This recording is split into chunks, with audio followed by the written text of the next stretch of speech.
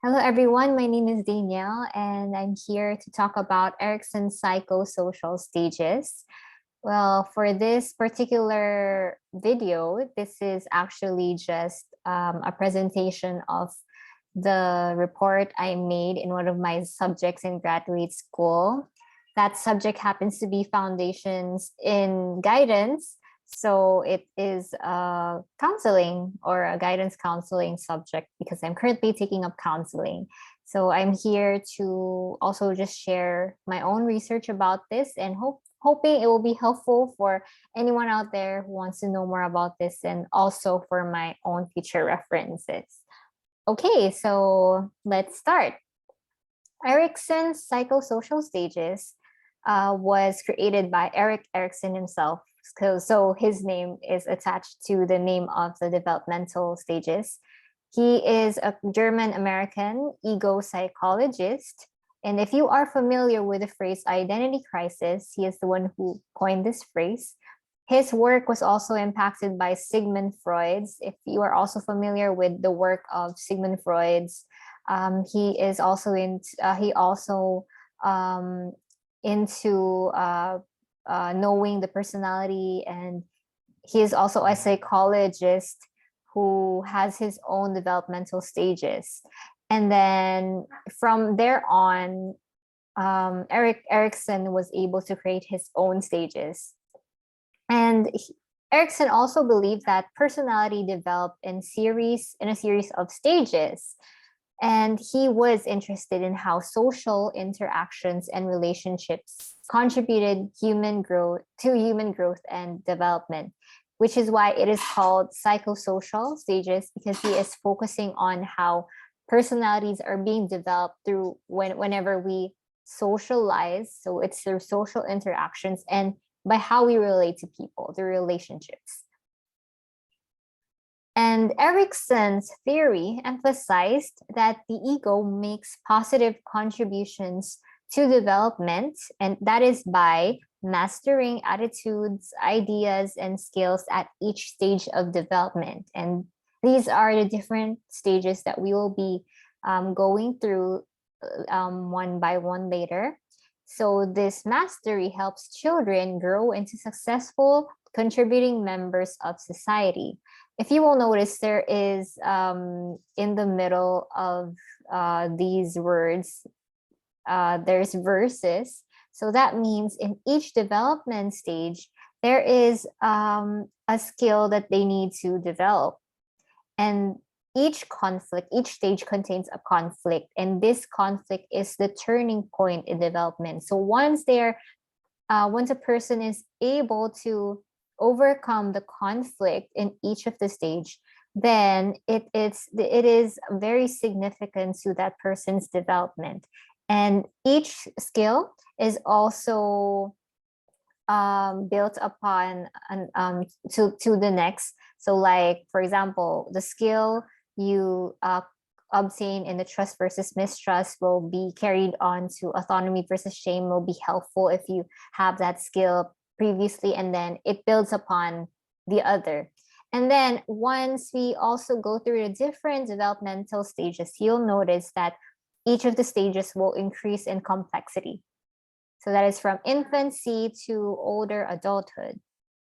Okay, so before we go on to these different stages, when I reported this in my class, I also encouraged my classmates to do this. And if you are interested to do this as well, you may. So the first one is that as I will be discussing each stage, rate yourself for each stage. It's either let's say for the stage of mistrust and trust, which rating are you in? Are you maybe in more of nearing the mistrust part, or are you nearing the trust part? And again, just so that you won't be discouraged, there is no perfect score in this. It doesn't mean that you're already perfect when you're in 100 in the 100 of the scale, but it just means how it just shows how you have been developed. And then I've also learned the concept of having a good balance, that at least whenever we're talking about these stages, it's nice that you're actually not too on too extremes. You're not always just too trusting or too mistrusting. There's a good balance is also nice. And then once you rate yourself, you can also think about this, but this is also optional for you. Think of one example on how you can apply what you learn in each stage as you guide and educate others. Okay, so let's proceed to the first developmental stage, which is trust versus mistrust. So this stage is ranging from birth to 18 months, and that is the infancy stage. So the major question that the children or the baby asks in this stage is that, can I trust the people around me? And so that means this stage is where children are utterly dependent on caregivers for survival. That means if like for us adults, we're able to, provide for our own needs, get our own whenever we need food, we can get our own food. But for children, their caregivers and parents have to be the one to give them all their needs, including clothes, shelter, food.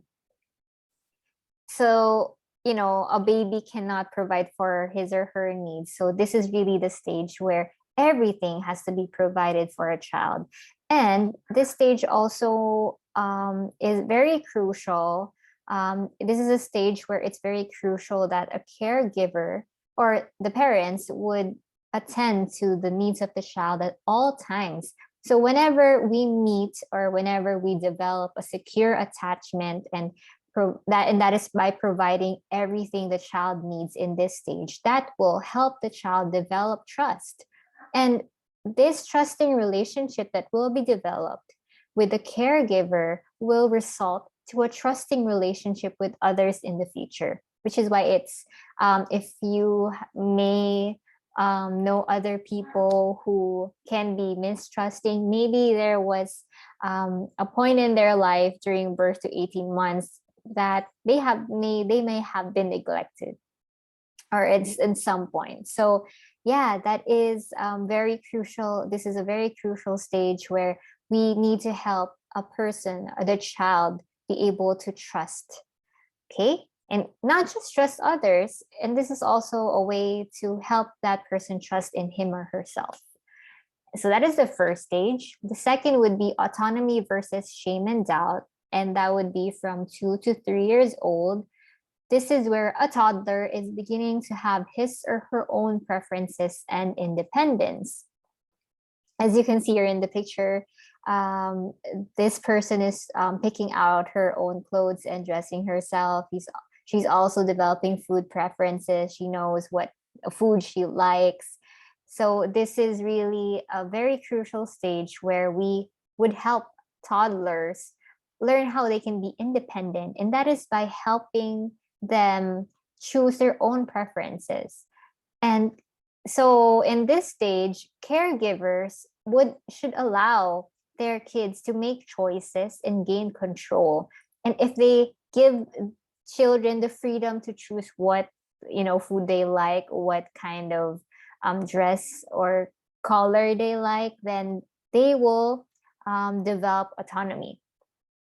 When a person is also successful in this stage, then the children, the toddlers in this stage will become secure and confident, because he or she knows that she can trust her own decisions, because she has been given that freedom that, okay, you can decide for yourself.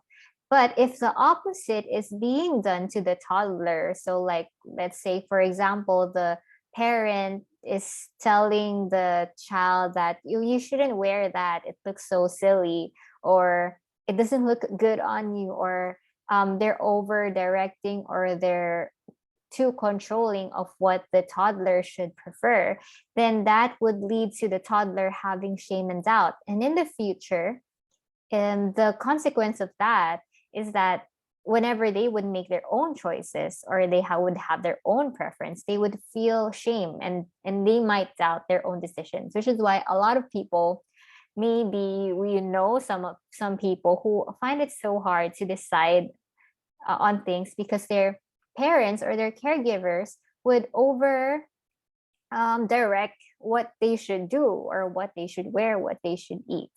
So they don't have the independence. So this stage is where caregivers should really help their children gain independence. And that is autonomy versus shame and doubt. The third stage would be initiative versus guilt, and that is ranging from 3 to 5 years old. Here is where children learn to assert. What are they asserting? They are asserting control and power over the environment, and that is through play and other social interactions. And these children, are actually exploring through play and seeing, okay, well, if I do this, and if I choose not to share my toy, or if I choose to share my toy, this is what will happen. And if I say this, if I do not say this, they're also asserting. This is also where the boundary setting is being built up. So they're like, for example, they have the decision not to allow their playmates to play with their favorite toy or wear their favorite shirt. So they have control. They want to set that boundary of what is theirs. So this is also where the children are asking this question, which is, am I good or bad? And because of that, this is the question to be asked. It's because if they are encouraged to explore and help make appropriate choices, then they will really develop that initiative.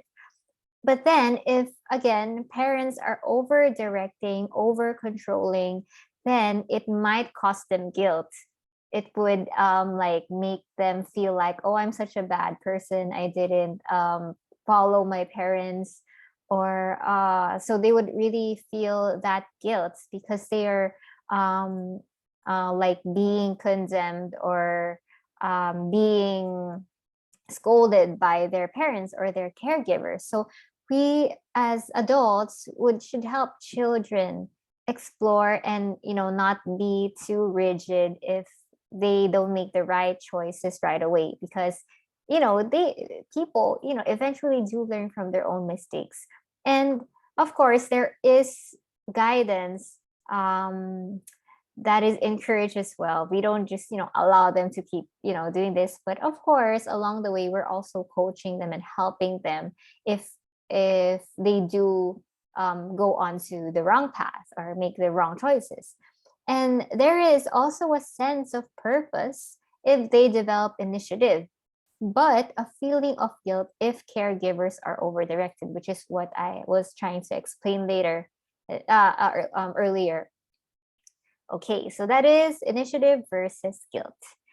And then the fourth psychosocial stage would be industry versus inferiority, and that is from 6 to 11 years old.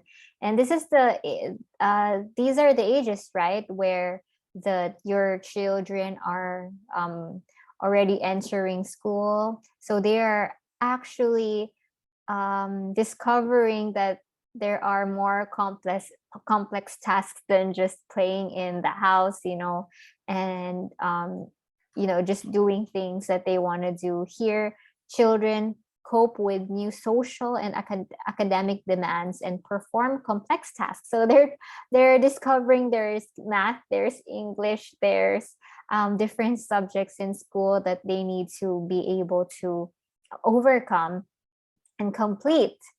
And then this is also the stage where children ask themselves, how can I be good or bad?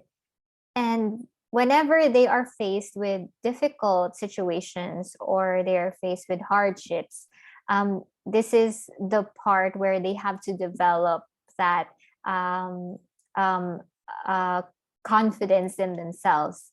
So what happens is that the role of the caregivers and parents in this stage is that when they do experience hardships, words of encouragement helps their child feel competent and believe in his or her skills. And so imagine if your environment is like whenever you don't um, do good in math or you failed in a subject, then your parent would say, "Oh, you're so dumb. This is so simple. You don't even know how to do this." So if imagine if a child hears that, then that person will not be able to develop the confidence that he or she needs. So what happens is that if the parent is not like giving words of encouragement but always degrading the child, then that child will become inferior. So if we do give them the right encouragement, that even if they fail, we just keep encouraging them to keep getting up, and always build them up, then that is how they will become more competent and confident, which is why loving and supportive caregivers will help their children become confident even when they struggle. So in the long run, when your children experience hardships, when they experience difficulties in life, they will not give up so easily because they know that they can believe in themselves. So that is very this stage is also very crucial for a person to really come out of their shells. They'll find out that, oh, I'm actually very good at math, oh, I'm good at English. They're discovering that they're actually good at something because they can see other children maybe excelling or maybe not doing so well in particular areas that they are good at. Okay, so that is the fourth stage. The next one would be identity versus role confusion. And this is ranging from 12 to 18 years old. This is where teens need to develop a sense of self and personal identity. So you'll notice maybe around this age, if you know anybody in this age or in this stage, they are trying to figure out, who am I? They're trying to test they're trying to experiment with different roles. What are my hobbies? What do I really like to do? What are the activities I'm into and the different kinds of behaviors? So the major question here is, who am I?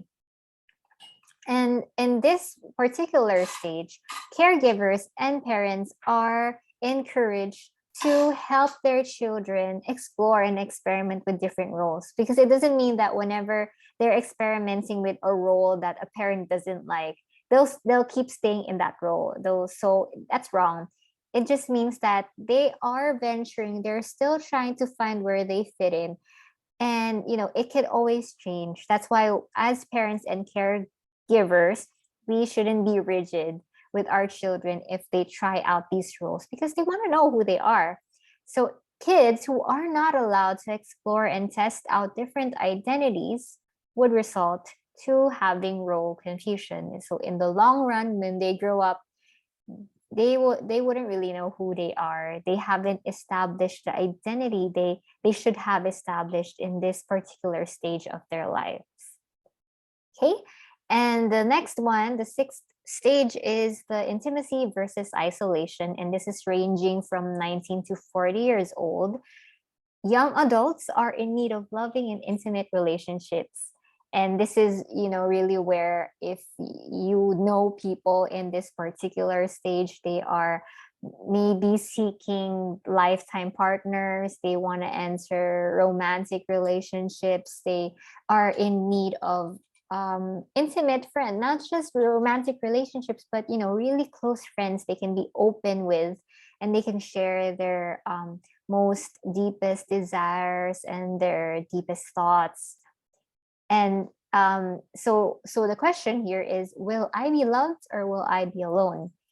Now, if a person is able to develop close and committed relationships during this stage, they will continue to have secure and enduring relationships. So again, if you noticed, right, once you have learned the skills in the previous stages of being confident, of having initiative, being assertive, the skills that you learn, how to trust, then this is actually those skills are very benefitable to the next stages, which is, this is also where how would they be able to develop, these kinds of relationships if they don't have the right skills, if they didn't develop the right skills they needed to develop in the previous years, which is why, whenever people deal, and a lot of people as well who deal with a lot of rejection and other responses would that cause them to withdraw, may have tendencies to isolate themselves.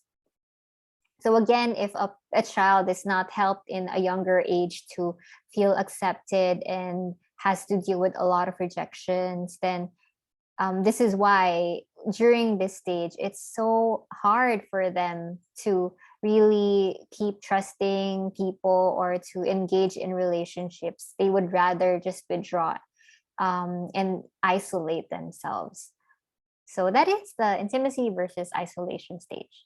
Then the next stage would be the generativity versus stagnation, which is ranging from 40 to 65 years old. And adults here need to create or nurture things that will outlast them, often by having children or creating a positive change that benefit others. This is middle adulthood, right? So these are actually the ages where your children are growing, and you are there to help them, to nurture them. Or if you are a single person, if you're not married, for those who don't have children, then maybe when you create positive change that benefit others, that is where you develop the generativity. So when you are able to do this in this stage, when you get that sense of you're being productive, you're doing things for the society, you're doing things for your children, which is why the question here is, how can I contribute to the world? Then you would feel useful and accomplished. But then if you are not able to create something that would last or make an impact where you are, because a lot, there is an innate desire in us to make a change, to contribute to our society, to contribute to the world around us. If we don't have that kind of influence, then maybe people here would often feel unproductive and uninvolved in the world. So this is the important event here is parenthood and work. So this is where people are trying to establish their career. They are establishing and making a good family there. So if you are successful in this stage, you will develop generativity. But if you don't, then you will stagnate. And the last stage would be integrity versus despair, and that is from 65 until death. Here, for the elderly people, this is the stage of their lives where they really look back on events of their lives and determine if they are happy with how they lived or regret things they did or didn't do. Which is why their question here is, did I live a meaningful life? They're going to look back and reflect. Maybe when I was in this age, I should have done this, or maybe I should have taken this risk, or maybe I shouldn't have done this kind of decision. So this is the time where they would either feel proud of their accomplishments, which if they would feel proud, they will feel a sense of integrity. But for those who do not or regret so much of what they have done in their lives, then they would feel regret, shame, or disappointment. And if that happens, that leads to despair, which is why it's either you will have a sense of integrity or you will be led to having despair. And that's it for all of the psychosocial stages. I would also be leaving as well these questions. This is something we discussed in our class, but if you would also like to reflect on these questions by yourself, then you can as well. So the first question would be, what psychosocial stage stood out the most to you and why? If you could go back to one of these stages in your life, what do you wish your caregivers could have done? And the last one would be, think of one person who belongs to one of these psychosocial stages. What one thing would you like to do for this person as you apply what you have learned? Okay, so thank you very much. I hope this discussion or my report has been helpful for you as well. And these are my references.